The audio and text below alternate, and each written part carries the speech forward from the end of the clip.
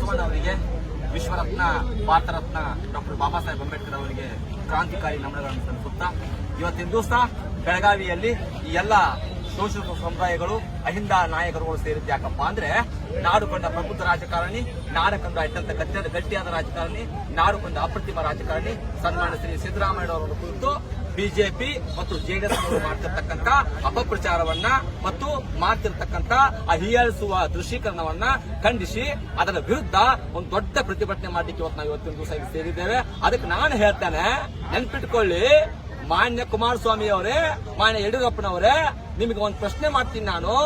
ಮುಖ್ಯಮಂತ್ರಿ ಆಗಿದ್ದಾಗ ಜೈಲಿಗೆ ಹೋಗಿ ಬಂದವರು ಒಂದು ಕಡೆ, ಮತ್ತೊಂದು ಕಡೆ ಮನೆಯಲ್ಲೇ ಸಾಕಷ್ಟು ಕುತೂಹಲ ಇಟ್ಟುಕೊಂಡವರು ಒಂದು ಕಡೆ, ಈ ಎರಡೂ ಇಟ್ಕೊಂಡವರು ಅತ್ಯಂತ ಗಟ್ಟಿಯಾಗಿರ್ತಕ್ಕಂಥ ನಾಯಕ ಸಿದ್ದರಾಮಯ್ಯ ಬಗ್ಗೆ ಇವತ್ತಿನ ದಿವಸ ರಾಜ್ಯದ ಜನತೆ ನೆಮ್ಮದಿಯ ಬದುಕಲಿಕ್ಕೆ ಪಂಚ ಗ್ಯಾರಂಟಿಗಳನ್ನ ಕೊಟ್ಟು ಆ ಪಂಚ ಗ್ಯಾರಂಟಿಗಳ ಮೂಲಕ ಕರ್ನಾಟಕ ರಾಜ್ಯದ ಎಲ್ಲ ಜನತೆ ಮತ್ತು ಎಲ್ಲ ಅಹಿಂದ ಜನತೆ ಬಹಳಷ್ಟು ಪ್ರಾಮಾಣಿಕವಾಗಿ ಬದುಕಲಿಕ್ಕೆ, ಶಾಂತಿಯಿಂದ ಬದುಕಲಿಕ್ಕೆ ದಾರಿ ಮಾಡಿಕೊಟ್ಟಿರ್ತಕ್ಕಂಥ ಸಿದ್ದರಾಮಯ್ಯ ಸಾಹೇಬ್ರ ಬಗ್ಗೆ ಮಾತನಾಡ್ತಿರ್ತಕ್ಕಂಥ ನೈತಿಕತೆ ನಿಮಗೇನಿದೆ ಅಂತಕ್ಕಂಥದ್ದನ್ನ ನಾನು ಪ್ರಶ್ನೆ ಮಾಡ್ತೇನೆ ಇವತ್ತಿನ ದಿವಸ.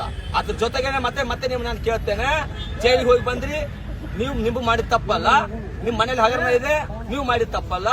ಮೂಢ ಹಗರಣದ ಬಗ್ಗೆ ನೀವು ಮಾತಾಡ್ತೀರಿ, ಅದರಲ್ಲಿ ಸಿದ್ದರಾಮಯ್ಯ ಅವರ ಪಾತ್ರ ಯಾವುದೇ ರೀತಿಯಾಗಿ ಇಲ್ಲ. ಅವ್ರ ಬಗ್ಗೆ ಪ್ರಶ್ನೆ ಮಾಡ್ತಕ್ಕಂಥದ್ದು ಮತ್ತೆ ಅವ್ರ ಬಗ್ಗೆ ಅಪಪ್ರಚಾರ ಮಾಡ್ತಿರ್ತಕ್ಕಂಥದ್ದು ಖಂಡನೀಯ. ಮಾನ್ಯ ಸಿದ್ದರಾಮಯ್ಯ ಅವರನ್ನ ಯಾರು ಏನು ಮಾಡ್ಲಿಕ್ಕೆ ಸಾಧ್ಯ ಇಲ್ಲ. 5 ವರ್ಷಗಳ ಕಾಲ ಸಿದ್ದರಾಮಯ್ಯ ಅವರು ಕಡಾಖಂಡಿತವಾಗಿ ಮುಖ್ಯಮಂತ್ರಿಯಾಗಿ ಮುಂದುವರಿತಾರೆ.